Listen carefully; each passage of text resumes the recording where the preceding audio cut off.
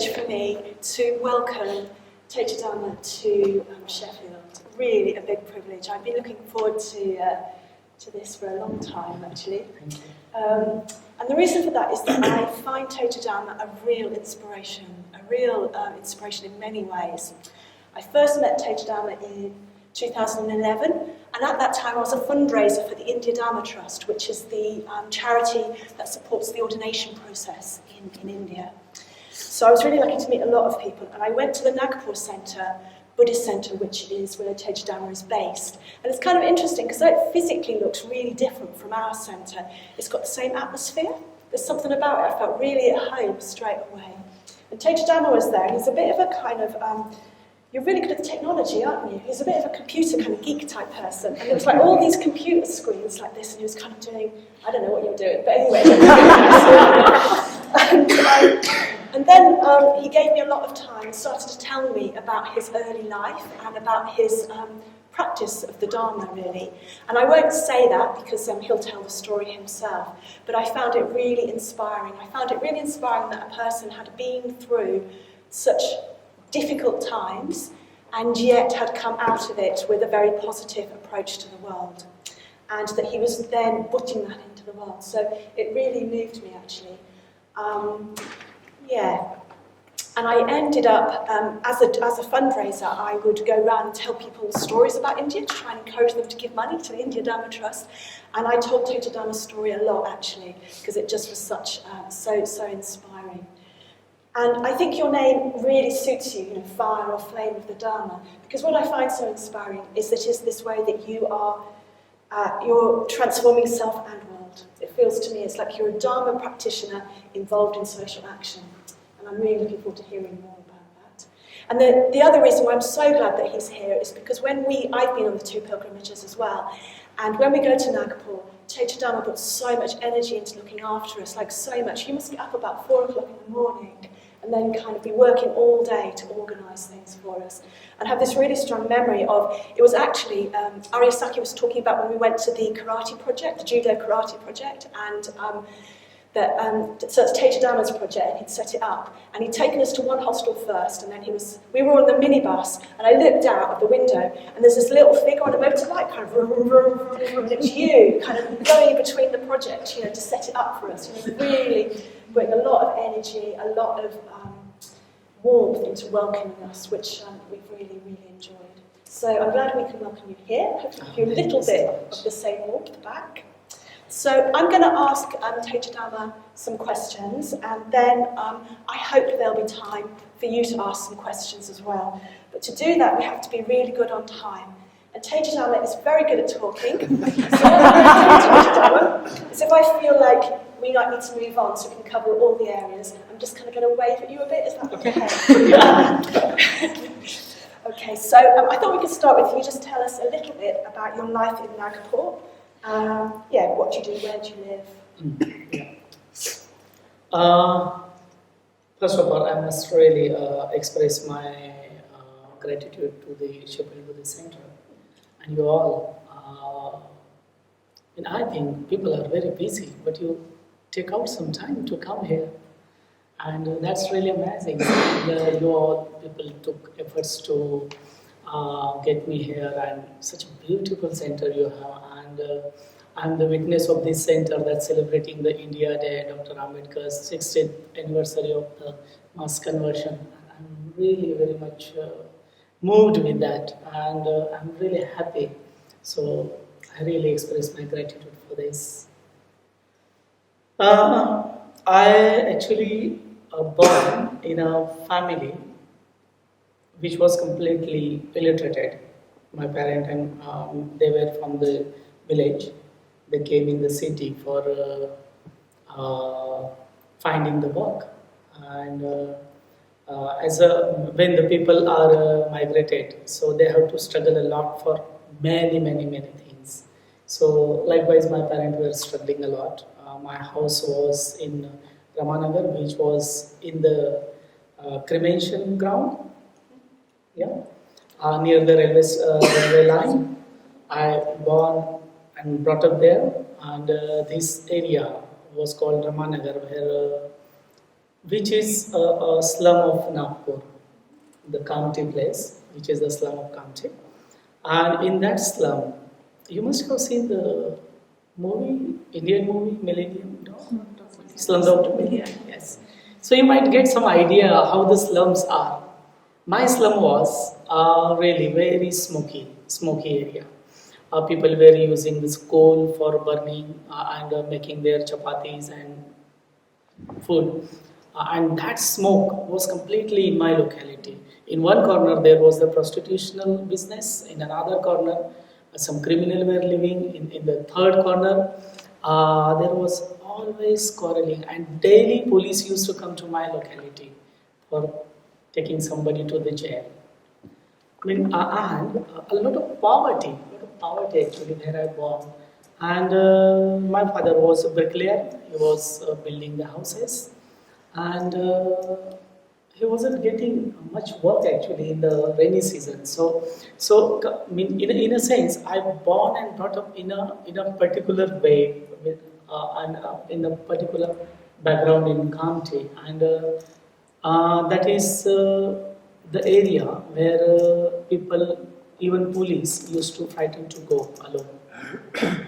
So there I born, there I brought up, and in my childhood, generally, I mean, I would say that being my father a bricklayer, having no regular work, and in India, women are somehow dominated by men. And likewise, my mother was also. I mean, my father don't allow her to go for any work, though he was very poor, but he don't wanted to cope up our financial expenses by her work or by her raising. So he wasn't allowing to my mother for our resources.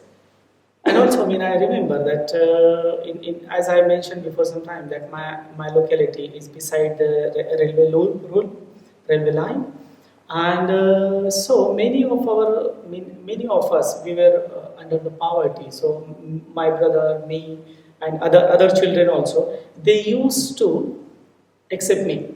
They used to run behind the train, which was running, and holding train, climbing up and throwing the coal, which was very dangerous. And this is the area where I was living, and they were throwing coal, and also in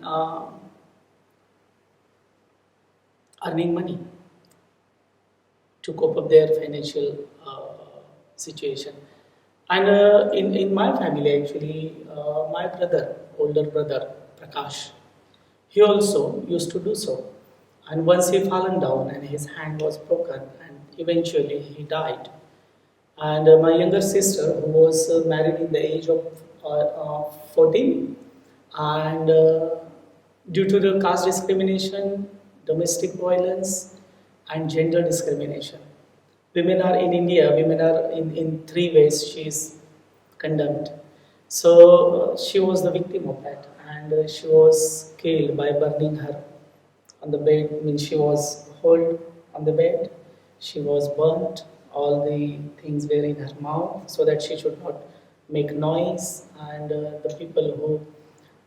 It was really terrible. I mean, this is my background where I came up, and really, I mean, that make a lot of difference in my life, and I really was very much reacted, very much sort of negative and revengeful towards the society, and particularly the caste discrimination. In my childhood, because I was never got the answer that why people behave like that. Why people behave like that, and particularly, I mean, whenever I was asking my father why we when we go to the work, I mean, I used to help my father because his earning was very rare.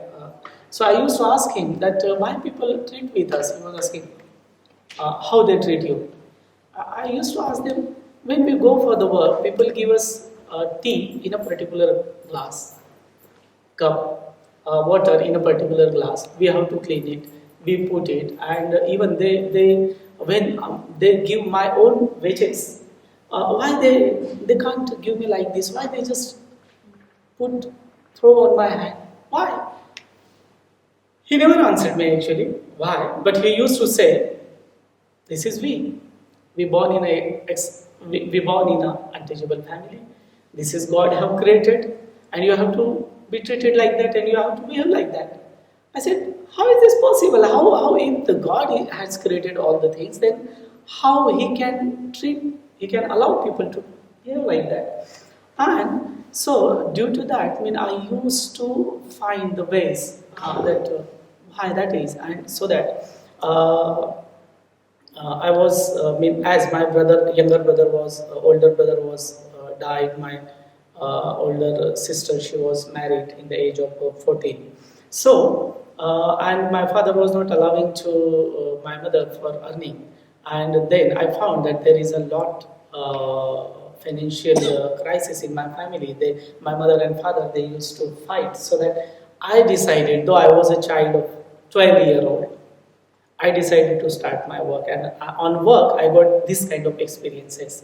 So once I decided that if God have created all those things, these stupid things that human cannot behave with the human as a human, so let me avoid him.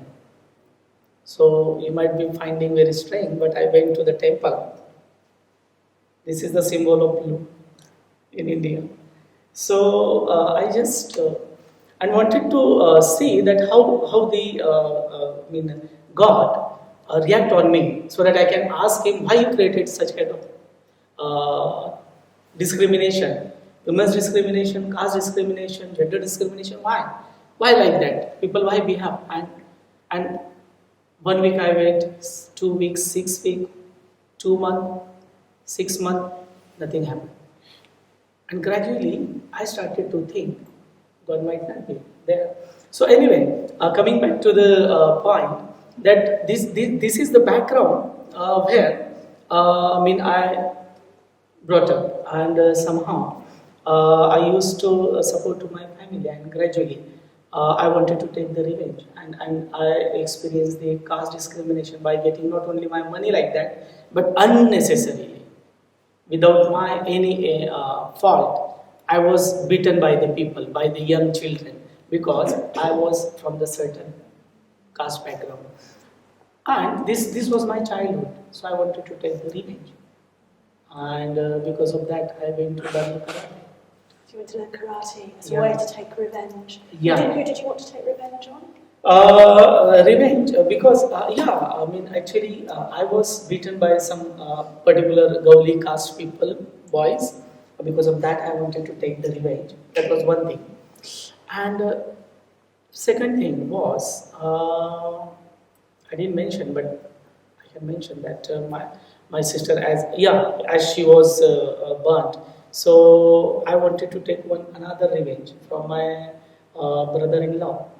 That why he done like that, why his mother done like that, why his sister done, and father were fully involved in that.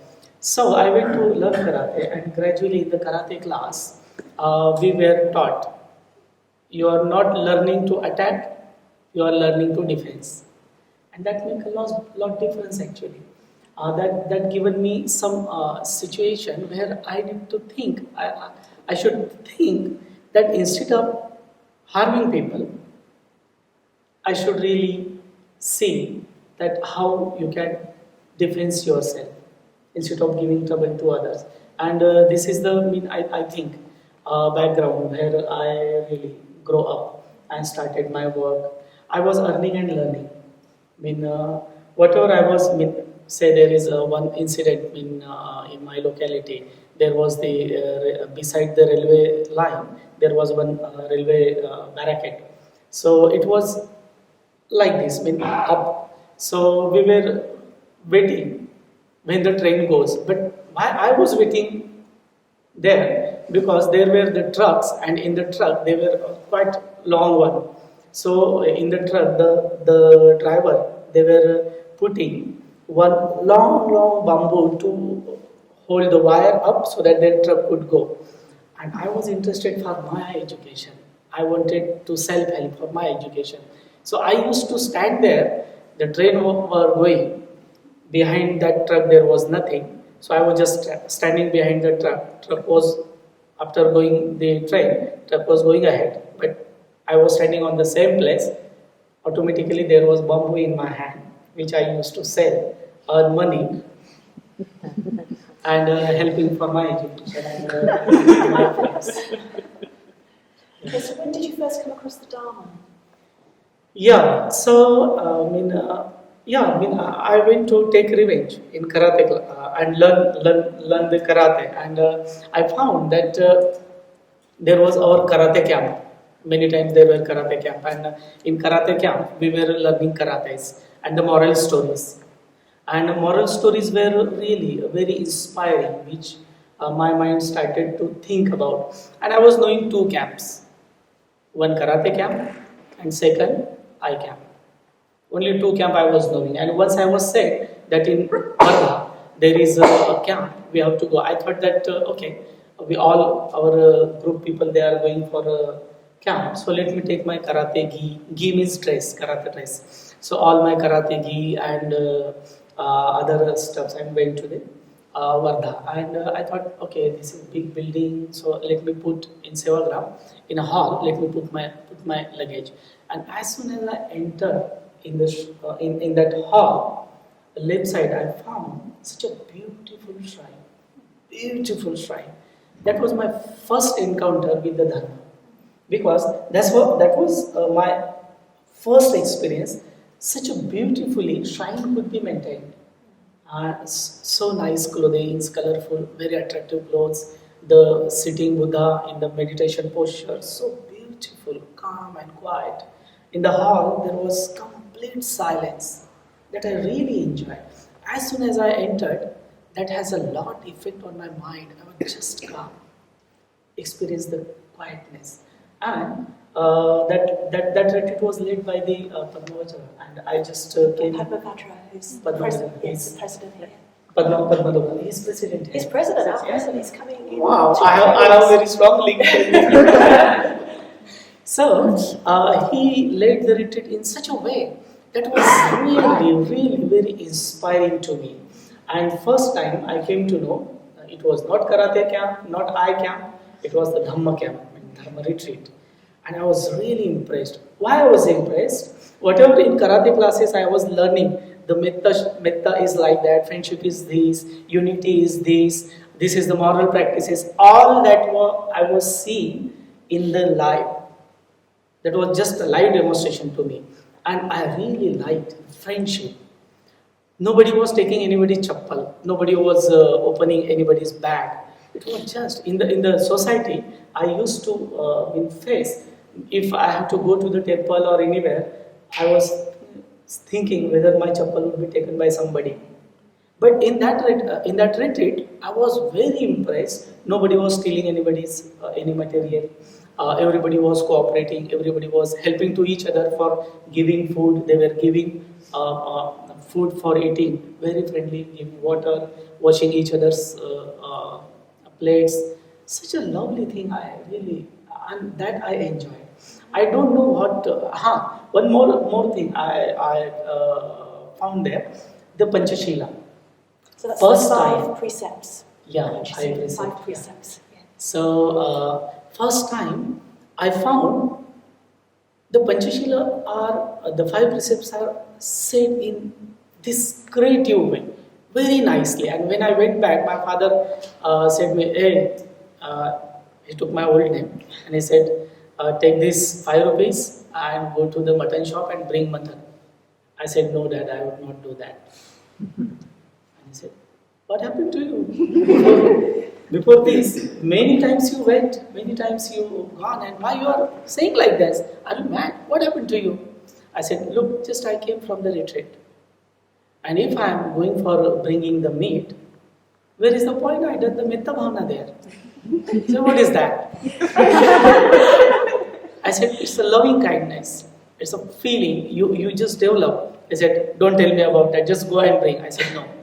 He said, why are you saying? I said, look, if I bring it, I'm supporting for your eating meat habit.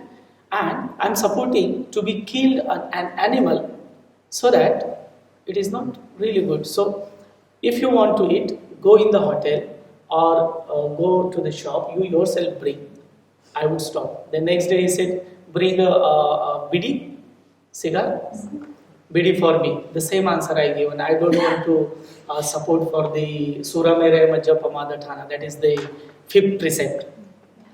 And he was really amazed. But the effect was that, gradually my mother, my sister, my brother, they stopped to eat meat. My father also reduced his smoking, and that was my first encounter, sort of like that. And I came likewise in the Dharma contact. Okay, so you've been ordained a long time now, haven't you? Nearly 22 years. Yes. So what made you want to become ordained into the Triratna movement? Yeah. Actually, when I was practicing this, and I could see the effect on my family. And the retreat which I attended had a lot impact on my mind, because before that I was doing so many things. I used to go to the dargah, I used to go to the dargah means the mass, and in the temples for the work. And I thought when I and I was really, I was very hard worker. Without just thinking of time, I was working hard. I was giving as much as possible in my work. And I wasn't bothering about the money matter. So when I came to this retreat, I come to know that, this is really wonderful. I should really contribute in this way. So I asked Vimal Kirti and Vivek Priya, and they asked me to come to Bordharan, to Wardha. After going back, I just came to Wardha, and they appointed me as a bricklayer in the Bordharan jungle. So Bordharan is a retreat centre in the jungle. Presumably back in those days, were you building it? Yeah. It's a very beautiful place, a very wild place with snakes and tigers. Yeah. In the beginning, actually, now it is so beautiful. Electricity is there, water is there, beautiful buildings are there, beds are there, everything is there. But when I was living, I was just living in the jungle alone. With the candle, that was my light. And very few times, and there was no electricity. And if I have to, I was needing the water nearly half kilometer away from that stupa. The dam is half kilometer away, I think. So I had to go to bring water till that distance. And it was very terrible in the summer actually. If I go there and coming back, again I wanted water. If I went with with some bottle I had, I was drinking water and taking in the bottle. So while coming back, it was finished. So that was really funny. So what I decided then, the animal, the pigs, the dogs, the foxes, tiger, and deer, all the animal will drinking water on a particular place, because from the stone the water was dropping there, and there was one small pond on the top behind the current stupa. So I used to go there. All the insects I was just keeping aside, taking water, and with my handkerchief I was cleaning it. Then I was boiling it, and that was my drinking water. There was no any facility at all. And many times when I used to go in the village and coming back, so they were asking me, why you are going, just stay here, there is the tiger, this and that. But I had a lot of responsibility, so I had to stop my colleagues, the way prayer, etc. They said that you don't do the mission work. They found I have really good quality maintaining the people, managing them, and I was really very good in that. So he just made me supervisor, and later on I was the very responsible whole soul of the overall project there. Yeah. Okay, I just want to make sure that we have time to talk about Dr Ambedkar actually, so I'm keeping on time. So I wonder maybe if you could talk a little bit about, so this weekend you're missing out on some really big celebrations, aren't you? Yeah. And I'm really glad you're here, but I don't know if you're quite sad that you're missing out on these millions and millions of people celebrating 60 years since the conversion. And I just wondered if you could say a little bit about why Dr Ambedkar was so important for our brothers and sisters in India? Yeah. Actually, when I was in Buddhism, I started to go to learn about Ambedkar. Okay, so you didn't know about Ambedkar before? I was knowing a little bit in the karate classes, and my parents were always encouraging me to become like Baba Sahib Ambedkar, because he converted, and he helped lakhs and lakhs people, and he changed his life. So I should be like that. And if I couldn't do like that, at least I should something I should really pick up. So I should get education. So I started to read Baba Sahib, and also I used to go from Bordharan to Varda for learning Dharma. Okay. And I came to know that Dr. Baba Sahib was such a wonderful personality who made a lot difference. More than me, he faced the caste discrimination. He was always out of class. The children were not allowing him to write on the blackboard, though teacher asked, because behind the blackboard there were their tiffins. So thinking, their lunch, they were thinking that it would pollute it. He faced a lot discrimination, and I was really, and when he was Dr. Ambedkar, so that all his development process struck me a lot. And his teachings, educate,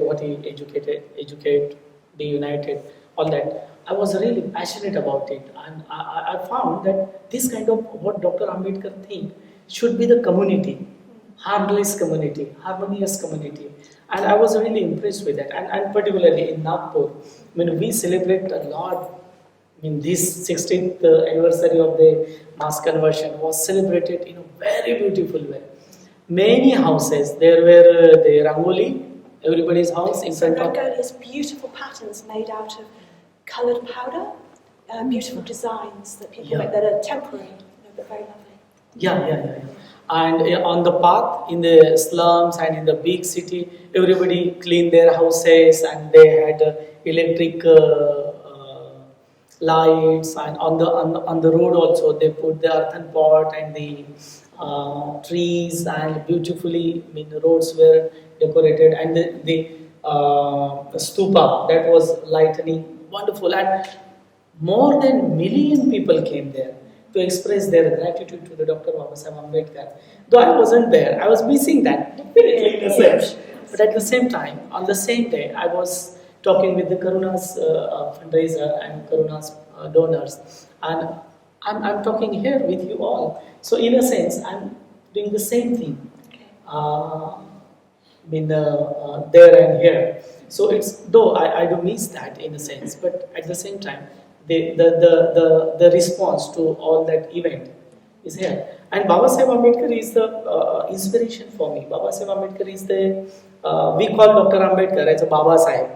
And Baba means the person, grandfather or father, who is really highly respected, and Sahib means sir, is highly respected.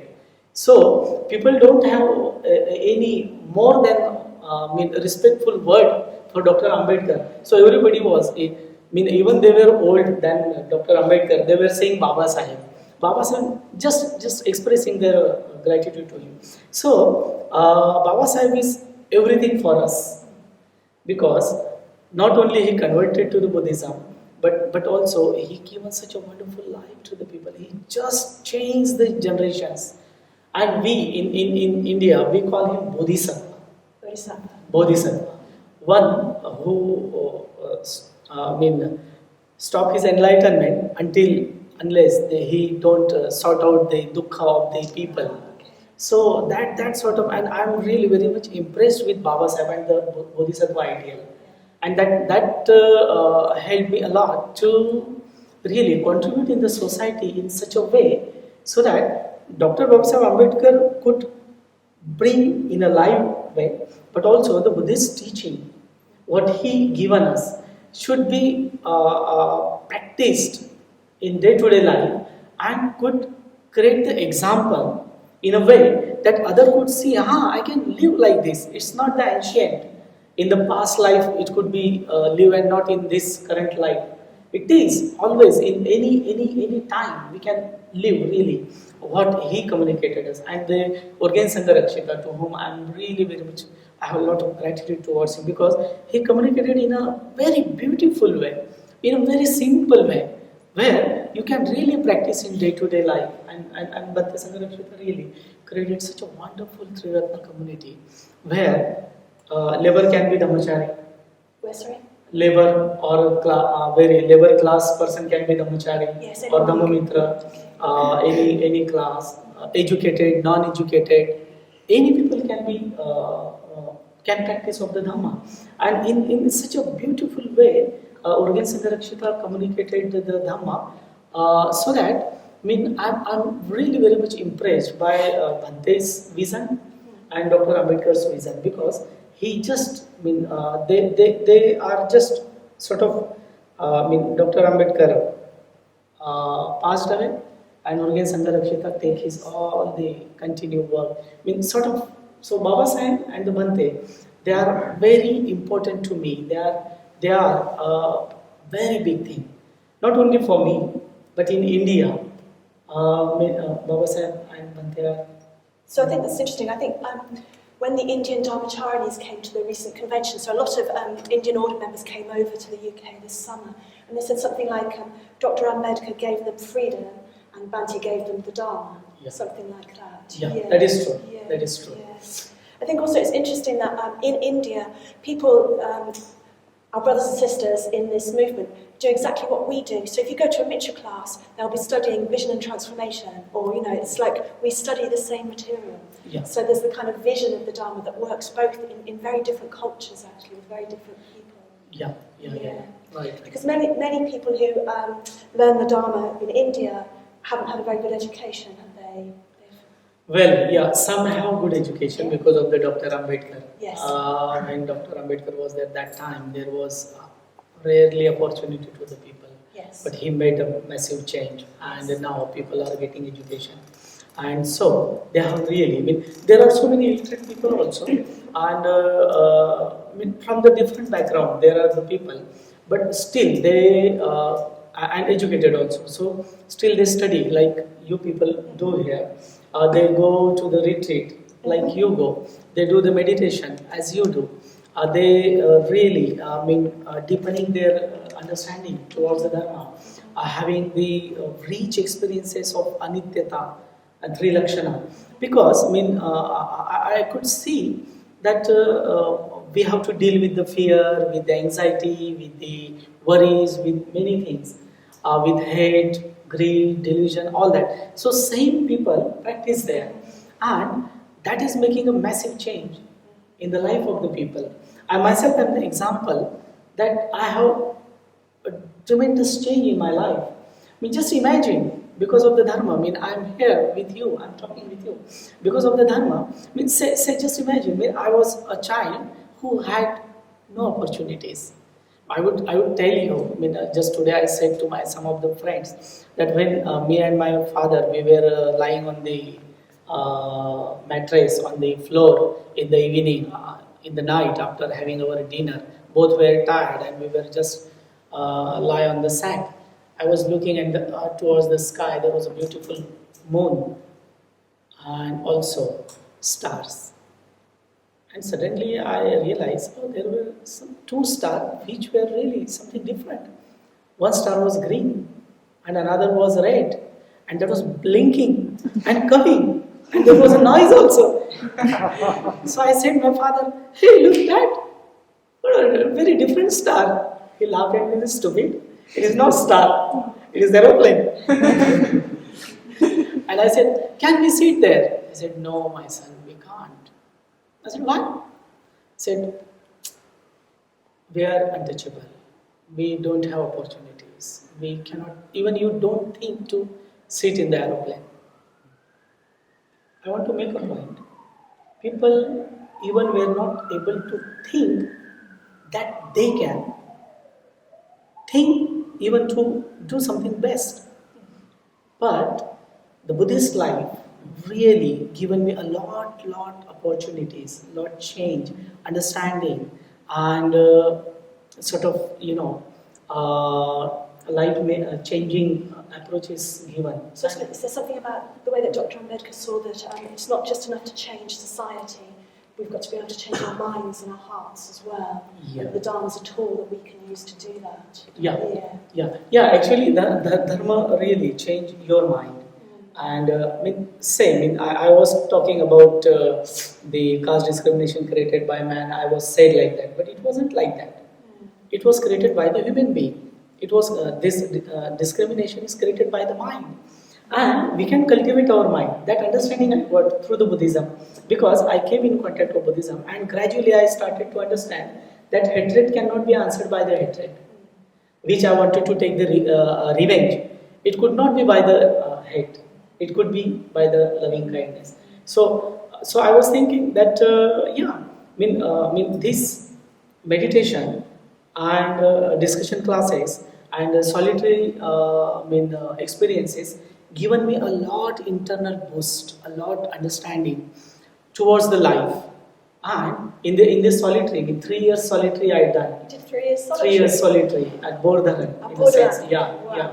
And that given me a lot understanding. People were just thinking when they were going to the bus stand and going to the Bordharan, to the Vardha. So if the bus is late 1 hour, 2 hour, 3 hour, they were giving a lot abuse to the driver, to the travel department, and talking something wrong about others. But I was enjoying the color. I was enjoying the air. I was enjoying the bird song. I was enjoying the greenery, the sound of the monkeys. That make a difference actually. It's very simple to abuse somebody, express our reaction. But when we practice of the Buddhism, when we practice of the meditation, that help you to go in deeper, and that help you to come in contact with the real beauty. Abusing is not a beauty. Expressing hatred is not a beauty. Or reacting on somebody and giving all the responsibility, throwing all the responsibility on somebody is not a beauty. Beauty is around us. Only we have to really see it. So that I understood. So the Buddhist approach given me sort of that understanding, and that really changed my life. And in India, many people change their life. There are nearly 558 Dhammacharis. 558 Dhammacharis. This is a bit because I asked Tejadhamma how much approximately, and he actually rang up India to find out exactly. 88, they are 88. 588 live Dhammachari. Live ones, okay. Dhammacharis and Dharmacharis. Dhamachari and Dhammacharis, both. And they are making a lot of difference in the life of the people. I mean, here Dhammacharis are making a difference in their life and in others' life. Likewise, they are also doing. And Buddhism is the answer for the craving, for the hate, for the delusion, but also is the answer for the disharmony among the communities. It's the answer for the development of your mind. It's the answer for behaving in a friendly way, loving kindness, and you can really develop the compassion. Not only your compassion can be towards one particular person or one particular community, but it can be to everybody. And that is the potential in the Buddhist practices, which I learned, and that I'm trying to put into my practice in day-to-day life, so that I can really not only change myself, but I can also help to change others, and that will definitely make a big difference. That I believe. Yeah. I wonder if you could say a little bit more about those Dharmacharis and Dharmacharis and the work they do in India. So, is it just in Nagpur, or is it whereabouts are people working? What kind of things are they doing? Yeah. As I'm talking from Nagpur, so it's not just in Nagpur really. Nagpur is one of the big city where Dr Ambedkar had a mass conversion on 14. But today, Baba Sahib was not just on 14, but on 15. So we are celebrating in a particular way. Today also, he had the big mass conversion in Chandrapur. Chandrapur is the coal mines area where Dr Ambedkar led today. So this was the time, it's evening, this was the time when the Dr. Ambedkar was leading on that. So we are on the right track actually. So in Nagpur, all the Dhammacharis, Dhammamitras and Sahakas are working. But Wardha, Amravati, Bombay, in Gujarat, in Madhya Pradesh, in Uttar Pradesh, Uttaranchal, so that's overall India. In all areas of India. Yeah, even in Agra. Right from the north and the south. Yes. So people travel for these are long distances, aren't they? Like 24 hours on a train distance. Yeah, that is what. And if you would like to know about how they do, really it is very challenging. Because if I say the example of one Indian Dhamachari in Bombay, he get up early in the morning at 4 o'clock, he do his meditation, finish it 5 o'clock, then get ready for reading, 1 hour he study, and then after he prepare for train. And at 9:30 he just go to his office. It takes a long time to reach his office. He work whole day up to 5 and 6. Then after, again 1-2 hours journey, he do for his home, get ready, 8 o'clock, he finish that, take some food and go to lead the class. Till 10 and 11 o'clock, up to till 10 and 11, they finish their class. Again he come back, it's 12 o'clock. And 12:30 he go to the bed. Wow. And this is, so there are a number of people doing in a very different way. In Nagpur also, people work there, and again they take their classes. And our center also like this, from Monday to Sunday. So busy, really busy, whole day, every day it's busy. So so similarly, whatever happened here, same people are doing there. Yeah. I suppose there may be a little difference is that if you were to take a Buddhist teacher out into the villages, you might get many people coming to here. Yeah, oh yes. Yeah. In our general classes, generally 150, 200, 300 50 in general class, the general class. Yeah, okay. Means sometimes this is the quantity there in the beginners classes, and even in the villages when we organize the program or local people organize the program and our Dhamachari goes, so many people come there to learn, and people are really hungry to learn the Buddhism. People are really thirsty to get the Dharma and practice it. They want in a right way. And Triratna is the movement who is really translating the Buddhism in their language in an easy way and communicating in such a way where people can easily understand and can adopt and can practice it, and they find it easy. So in the villages, in the slums, in the city area, in the center, there is a lot demand to learn the Buddhism, because people know they themselves call Buddhist, but still there is a lot. So a lot of people have converted to Buddhism, but kind of in name, really. They haven't had a chance to actually learn and practice any Dharma. Yeah. So it's really good actually. Great. Okay, maybe we should move on to a little bit about how long you've been in the UK and what you've been doing. I'm particularly interested in hearing about the appeal that you've been doing for the Karuna charity. Yeah. So does everyone know what a Karuna appeal is? Just say a little bit about what it is. Okay, yeah. Are you bored? No. Do you want to listen again? Yes. Yeah. So I'm here in UK from the 4th of August, and I'm going back on 19th. My journey was started 19th October. So my journey was started from here. In a sense, I came to London and straight to Sheffield. And in this, there were so many things, and now I am going to end. So this was a big sandwich. There are lots of things that was given me a very good sort of image. So what I done actually, I had Adhisthana. I had a visit for the men's convention. So Adhisthana is the place in Herefordshire where Sanghavachita is still living. Yes. And then after Wimden College, I had the International Mixed Convention, men's and women's order members. So all order members get together every 6 years or something? Yeah. I don't know. We had a big get-together of order members from all over the world, including many people from India. Exactly. Yeah. This time 72. 70 people were from the India, and that was the first time in big quantity people came there. So then after I went to London and started the appeal. In appeal, generally, appeal is a practice of the spiritual practice, where you go to the where you live in the community.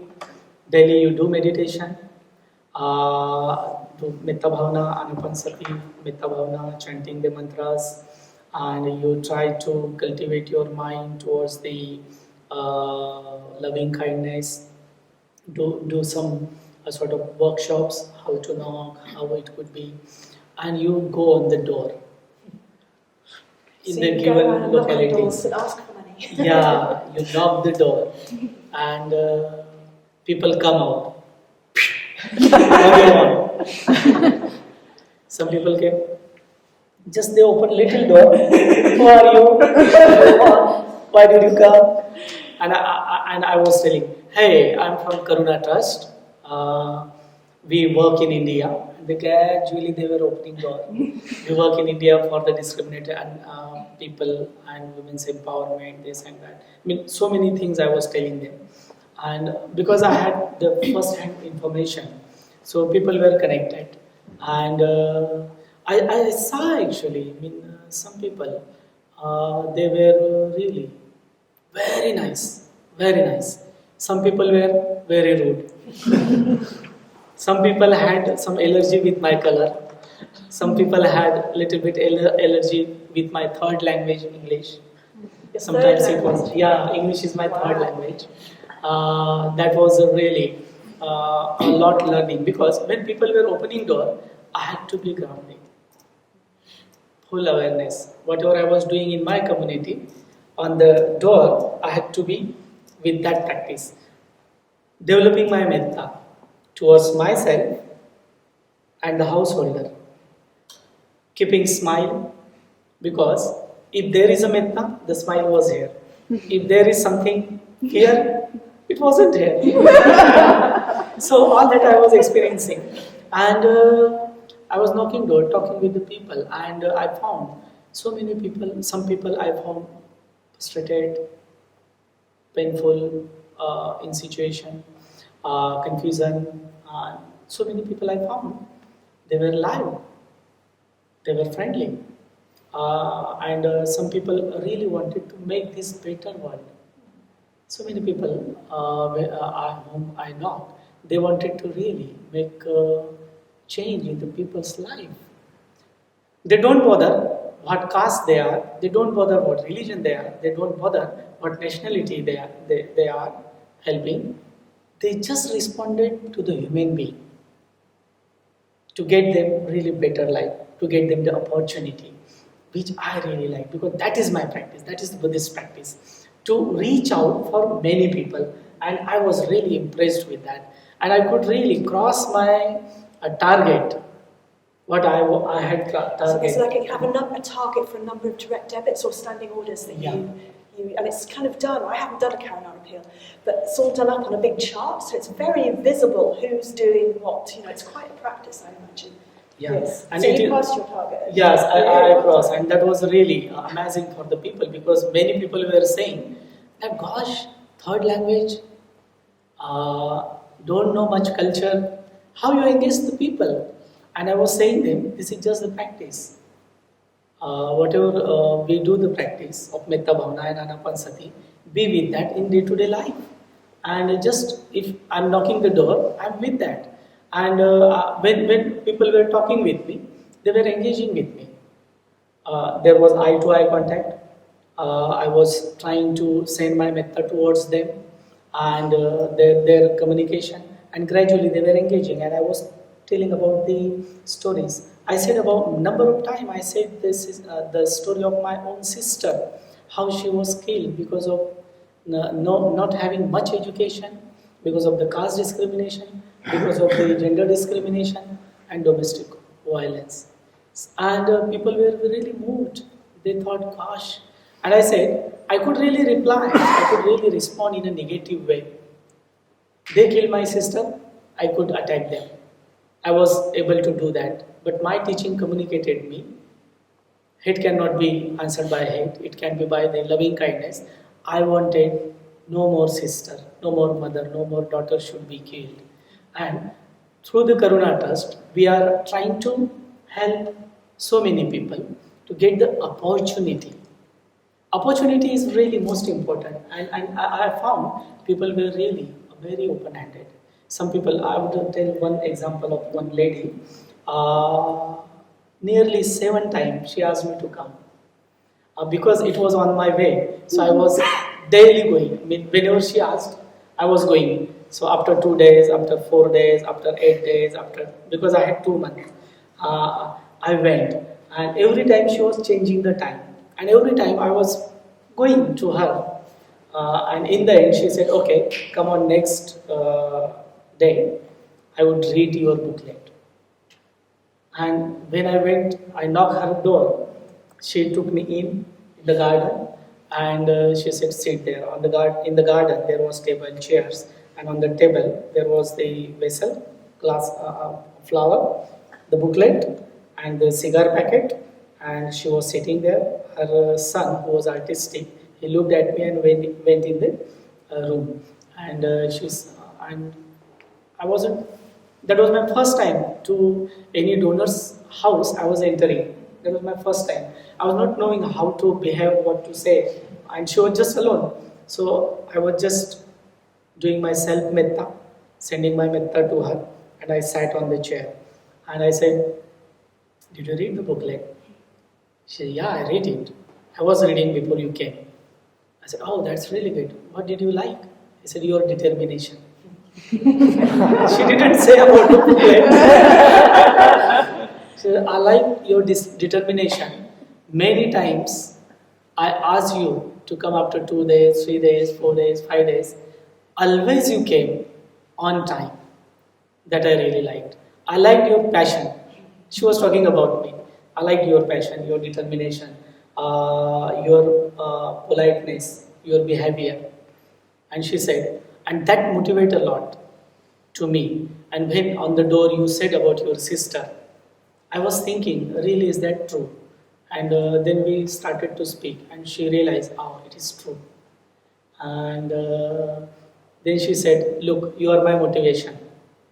I'm poor. I don't do any job. I have to look after my child. He is artistic. And I don't have money. But still I want to help you. Still I want to help your project because I'm convinced they are really good what you people are doing." So I said, "How are you going to do it?"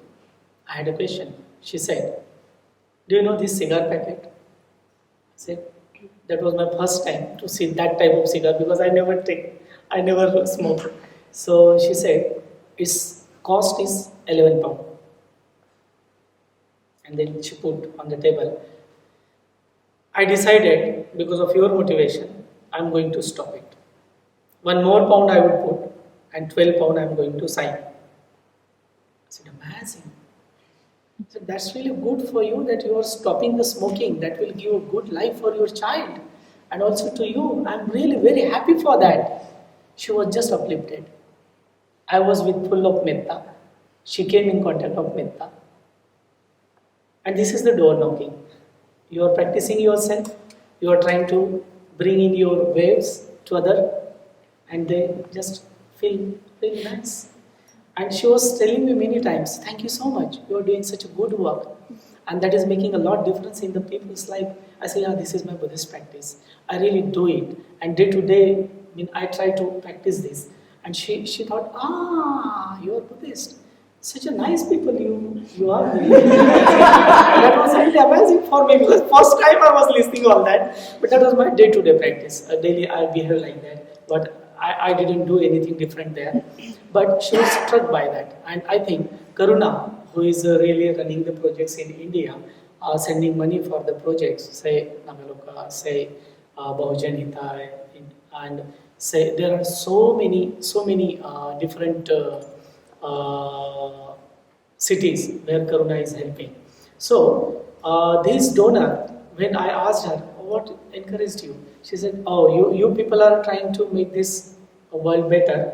I want to contribute in that. So many people I found they really wanted to make change, but yeah. Okay, time.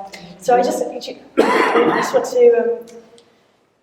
move on to the work you do in India. But first of all, I just want to ask you. So you've come from a very different culture in India to the UK, and I just wondered what your impressions were of our practice and what you thought we maybe could learn from our brothers and sisters in India.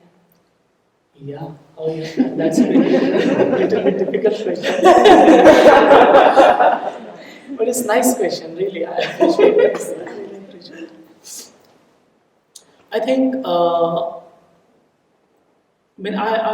found that. Go on, how to say? Be honest. Yeah, of course, I want to go on, but that is the practice. I found really very inspiring, very challenging. As on the door, being facing the challenging situation. Likewise, I found it. I learned many things actually. The people are really wanting the change in the life. They want to cultivate themselves for the positives. And I think here and there we can really learn how we can create the external condition where anybody can come, anybody can learn, anybody can feel a part of the community, anybody can feel really part of the wider world. Where is the practice of loving kindness? Where is the practice of awareness? Where is the sensitivity for each other? Where is the harmonious communication? Where is the team spirit? Where is the sort of place where people can cry, people can rejoice, people can confess, people can express their anger, but people can get the forgiveness also. So these are the things I found while in the community and visiting to the various center. Here is that sort of external condition which we can learn from each other. And similar is in India. And these are the area I think we can really learn from each other. Here is a wonderful arrangement situation, skills, well education. There where I am working is not that much sort of very skilled or high educated people. But they learn from you how to make well organized program, how to make this and that. So sort of we also learn, and from us here could we learn what I said. That is already there, but there is no limitation for the goodness. There is no limitation. There is always room for the development that I see, and I think we are really learning from each other. We are day to day. We are learning from each other by our own action, by others' action. Our mind just get by the good things, and we really need to experience the goodness, and we really need to respond in a positive way. I see many times the practice of reaction. When I find there is the reaction here, so I try to find what is underneath. Then there is a reaction. What is underneath? So I just try to go to the right. Yeah. You find a reaction to something or somebody. Yeah. And then you look underneath that. Underneath that. Then what do you find? Another reaction. Yeah. There is. It is just. I would say that there is. Like onion. There are cover. But when you go to the root cause, it is very small. But all we make such a big thing. I'm not saying that. Here is like that. That I don't want to say. We as a human being, it is everywhere. It is everywhere, and sort of we all need to work on that. And that I find. We can learn from you. Previously, when I met Mokshitara, so when I met Mokshitara in the convention, she was telling how beautifully they are trying to bring the youths in the movement, and they have the youth activity. That we need to learn from you.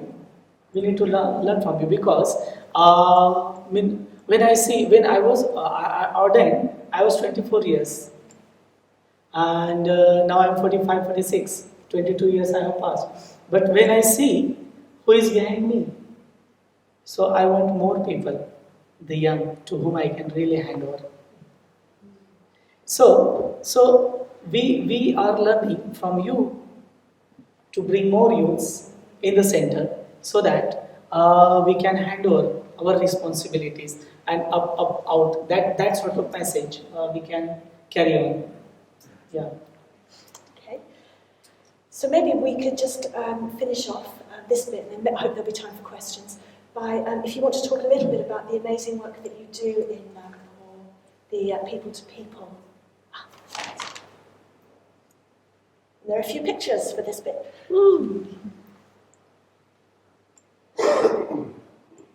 So people to people is a project that you run outside, it's kind of something you do outside your work. Yeah, so your work is to work for projects that are funded by Karana. Yeah. Actually, my Ajivika means Samek Ajivika. What does Jivika mean? Livelihood, yes. So my livelihood is a Bahujan Hitaya project. So that's social projects. Yeah, that is my social project. And that's my paid work. I mean, we are helping to the many men to form their self-help group. I mean, I would talk about people to people, but what I'm doing, that I would tell. Through the projects, we are trying to help men so that they can save their money, who are the labor class and working very hard but can't save money because they have the habit of alcoholism and so on. So there are a number of things I'm doing with the children, with the men, with the women, and youths of the children, youths and children from the remote of the India, and that I am working in a particular frame, and that's a really wonderful work. I really enjoy that because this is all my practice. Bodhisattva practices cannot be just on the meditation cushion. It can't be like that, you know. When we practice of the meditation, it is related with me and the society. It is related with somebody else, and that's why I like the Baba Sahib. That's why I like to tell him Bodhisattva, and that's why I like the Bodhisattva path. So I found sometimes there was a limitation for me. So I found an organization which can give message to anybody to connect with. And that's why I use the secular word, that is people to people. In fact, it is related with the Buddha's teaching when they were the 60 arahatas, 61 including Buddha. So Buddha said that time, go bhikshus for the many, to the many, for the welfare of many. My Dharma is Adi Kalyana, Madhya Kalyana, Anti Kalyana. So, he given a message to go to people, and Dr Ambedkar from that took for the Indian Constitution, for the people, by the people. For the people, by the people. And I am very much connected with that. And that's why I thought the organization's name should be people to people, where everybody can connect. And particularly,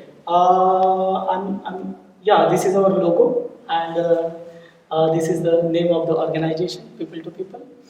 We are working with many people, as she said, with the Muslim, with the... So we've got some pictures. I don't know if Okay, you've seen them. okay. So, in the beginning, I had started the karate class because I have the background of karate. So I wanted karate as a opening door for everybody. And with the sport, people when go to do the sport, they just forget about their class, they just forget about their background, they just forget about caste discrimination, religion and so on. They just go for learning karate. And that's why I opened it for the kids of the slums, and anybody could come there. And after that, I started women's project with the help of my wife, Anushri. We started the women's self-help group. Nearly, she worked with the 110 women. And after that, we started the microfinance project, which help women to get the voice in their day-to-day life, in home. They were asking money from their husband in the beginning, but when we started this project, they started to give the money to their husband by earning on their own businesses. So we set up, nearly my wife set up 25 to 30 businesses of the women, and one of cup I have with our photo is there, which I have given that cup to you. That cup is printed by our beneficiary. And likewise, many women started the business, and after that, when I used to, I was working with the Nagaloka team and Bahujani Hitai team. That time on Wednesday, when I had always off on Wednesday from my office, so half day I was spending with my wife, with the family, with my kids, and half day I was taking chocolates and biscuits in my pocket, going to the railway station and giving all the chocolates and biscuits to the children, and develop my communication with them, because I just wanted to make some difference. I had no idea what to do, but I really wanted to make something. And once I chased one boy, where he came from, and they were living under this tree. And under this tree, this is the Vadar community. And this community, they are affected by the caste discrimination. They just live like Mahar people, like untouchable people.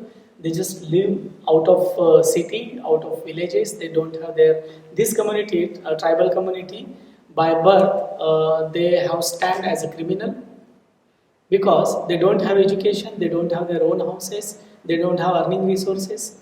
They sell balloon against this hair, women's hair particularly, because they are long. So they give the jar or the balloon and get that free hair, because then they sell it, the wig and other things could be done by that hair, and they earn money. Gradually what happened, there is a lot of sort of beauty work in the city, so there are no long hair now in the market, in the home. So they lost that business. Then they were doing the stitching on the stone and selling for making masala. There are a number of machines in the market now, grinding machines. They lost the business. No education, no money resources, what to do? This is the great question to them. So what they do, they have very small children. They send with any other boy of this height boy can carry a very small child on their shoulder and go for begging.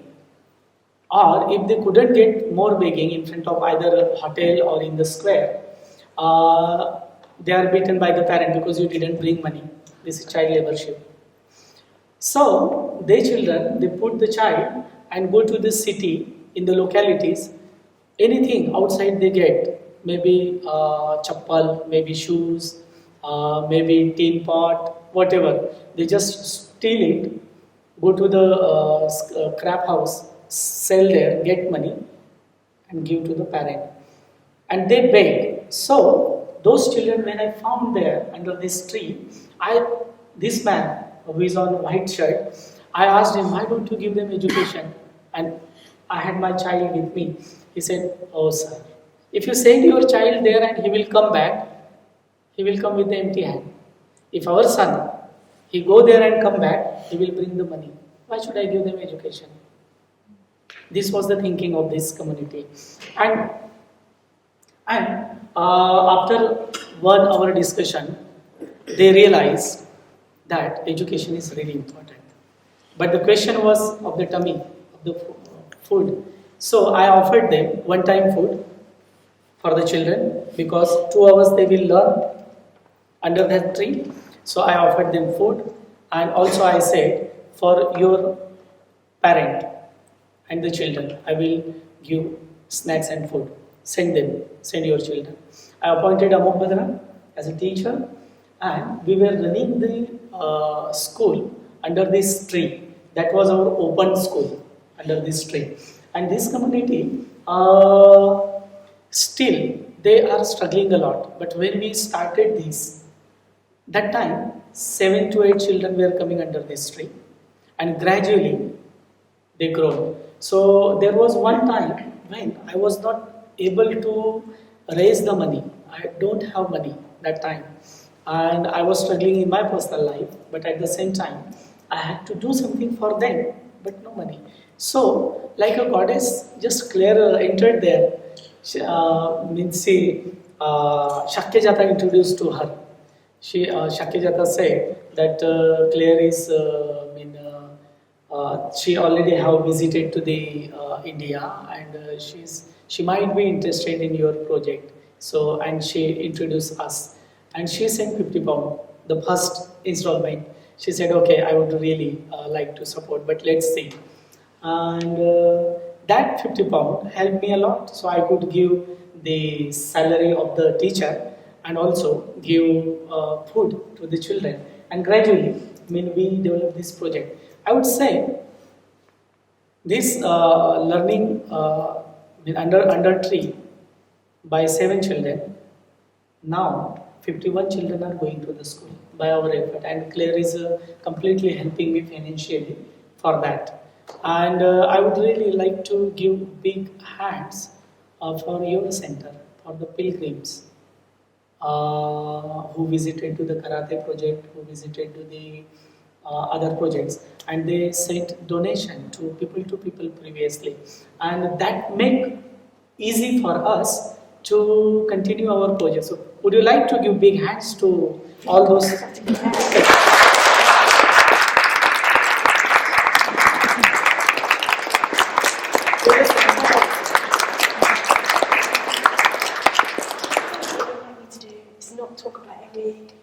It's great projects. Yeah. I think what maybe we might need to do, because it's 6:15 now, Yeah. is to come to a finish. Yeah. And if you want to talk with Tejadhamma about his other projects, because we have got some pictures and it is really interesting, it's just we've run out of time. Okay. We really Yeah, have. I'm sorry. Yeah, so...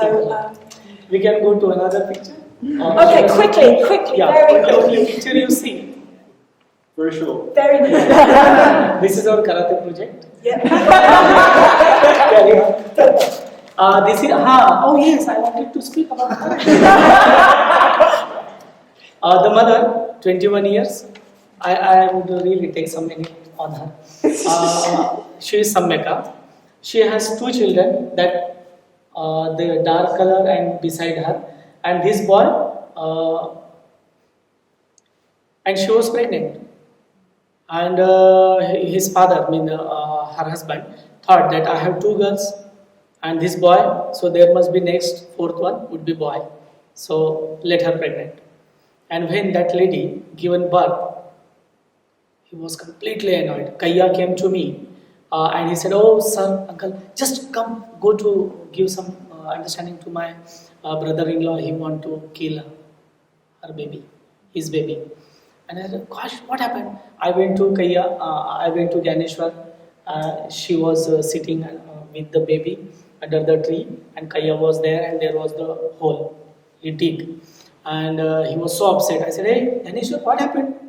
He said, he looked at me, he didn't say anything. Then I asked to Sammeka. She started to cry. Then again I asked to Ganeshwar. He said, "Look, sir, I have 2 girls. This Maruti, my son, and I thought she would have the another boy. But she given birth to the girl child. I don't want that. I want to kill. I will put in that hole." I said, "Gosh." I had a lot counseling to him, and I celebrated the birthday. He calmed down, and after that, I left the place. And next day when I met him, I said, "Hey, Ganeshwar, what happened to your baby?" He said, "Sir, I kept her." I said, "Very good.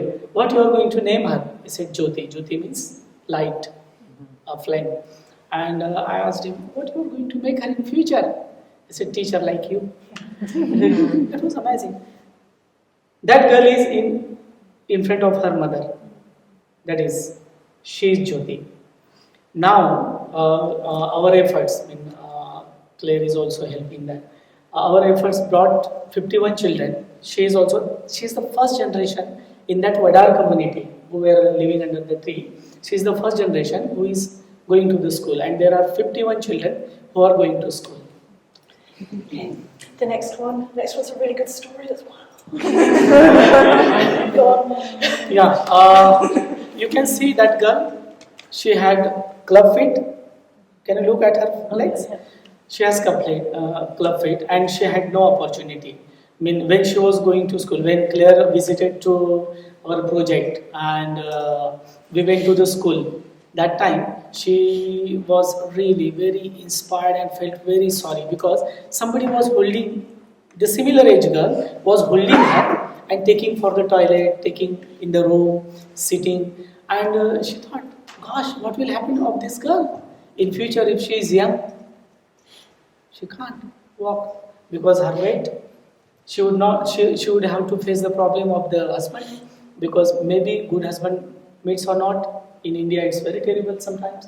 And she herself, that girl, she had inferiority about her leg, no confidence. And we went to the market to find the shoes for her, because all the stone were giving pain. But fortunately, because of the hard efforts of the Claire and other donors, she got the legs. Next picture.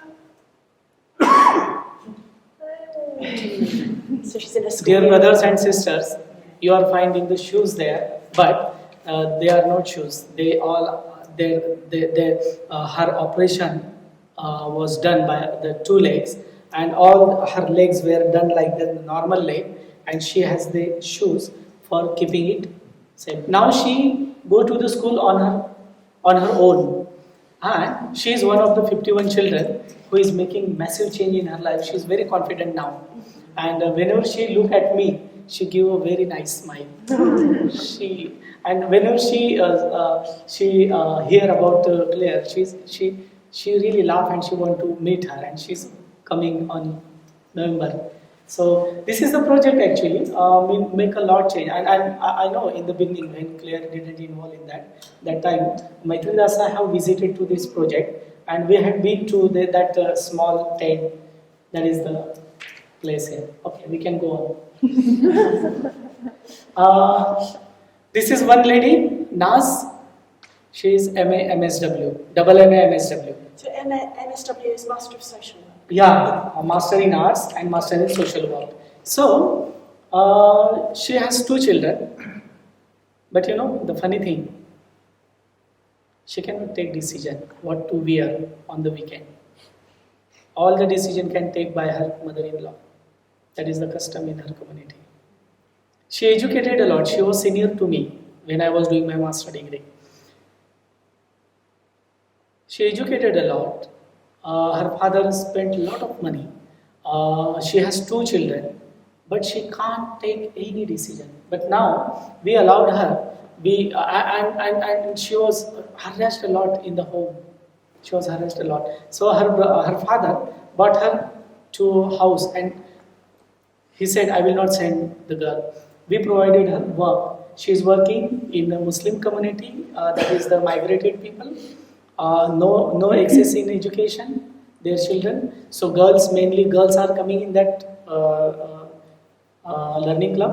And also Naz, she is helping our project, another project we have established, that is in the red light area for the children. She is also helping there. And now her husband started to say, "Hey, since you started your work in people to people, now you speak a lot. From where this confidence came to you?" There is a big change in her. She was even not able to speak because of inferiority.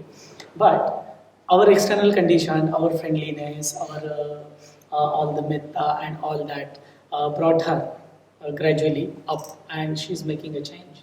Really, she's not only helping self, but others also. Great, thank you. I'm so sorry that I've had to just, rush you, but we do need And to go to brothers it. and sisters, So, one more thing. No. Okay. What I would say that this is not just a project. For me, this is a practice. I'm sorry, I'm taking much time. But this is a practice of the Buddhist values. And I would say that Avalokiteshvara, the loving kindness, the compassion you develop. Compassion cannot be just on the particular people. It can be for everybody. And that compassion, through the Avalokiteshvara's compassion, we are not only working on the Dalits, but we are spreading it on everybody. We are open to all. That's why it is people to people. And in a sense, whatever Dr. Ambedkar have given the message to the community, whatever Urgen Sangharakshita have given the message to the community, that we are carrying. And Avalokiteshvara with the compassion and the Manjushri with his wisdom, they both are reaching to the people with hand in hand and making a massive change in their life. And many people help from here also, the pilgrims, Claire, her donor, and Karuna, and so many. So I really express my lot of gratitude for that. You are the real heroes behind the curtain. So I'm really thankful, and thank you for this opportunity. Thank you.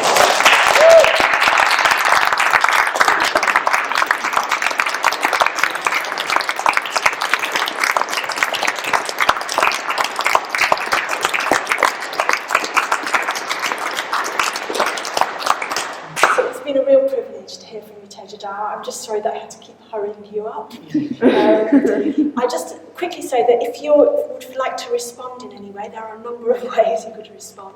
One is that there is a Dharma poll downstairs for the People to People project. So if you wanted to give something to that, that will go to People to People.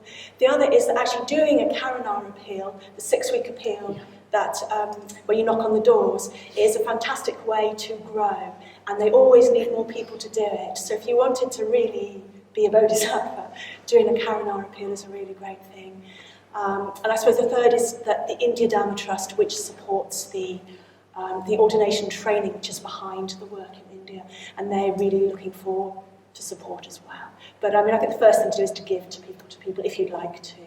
So thank you. Let's have another round of applause for the work that you're doing.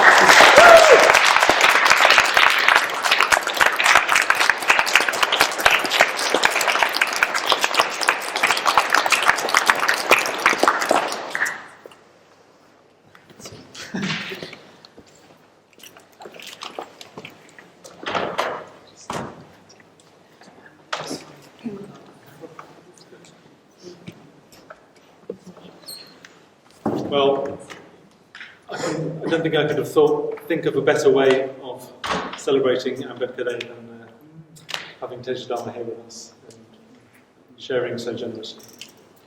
So, how we're going to finish in traditional Indian style is to chant the Dharma Palangata. If you don't know it, don't worry. If you do know it, join in. And then after that, there'll be a meal downstairs. If you'd like to make offerings to the shrine before you go, do feel free.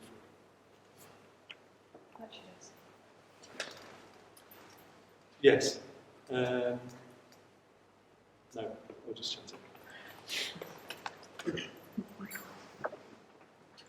Sabba papa sakaranam Kusalasa upasampada sajita pariyodapana etam buddhana sasana dhammam jave sucharitam natam ducharitam chare Dharmachari sukham seti asmi loke paramcha natavatammadaro yavatavarvasati yochapampi Sutmana Dhammam Kayena Pasati.